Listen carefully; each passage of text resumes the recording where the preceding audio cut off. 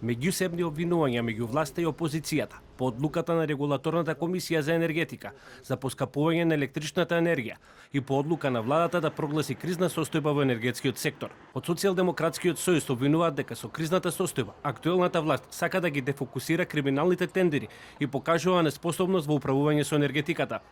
СДСМ бара јавното обвинителство веднаш да отвори истрага за овие загуби од 100 милиони евра и да утврди одговорност. Кој ќе одговара за загубите од над 100 милиони евра? Кој профитира од увозот на струја? Кој заработува додека народот плаќа? Одговорност мора да има. Работата не е завршена. Од левица пак излегува со барање за укинување на Регулаторната комисија и замрзнување на цената на електричната енергија. Регулаторната комисија за енергетика со Бислимовски повторно се докажа дека е целосно непотребна институција која само аминува барање на австрискиот капитал. Наместо покачување на платите и животниот стандард, граѓаните од јануари ќе плаќаат повисоки сметки за струја, благодарение на немањето визија од владата, предводена од премиерот енергетичар.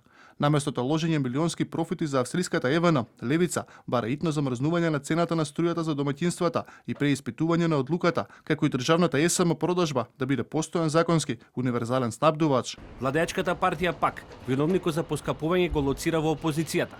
Од ВМРО ДПМН вела дека одговорноста за состојбата во енергетиката треба да се бара кај поранешната власт. Поради колапсот и неспособноста да менаџираат со електроенергетските капацитети, како и криминалните тендери со кои се богатеа, за 7 години власт, СДС ја поскапи струјата за 50%.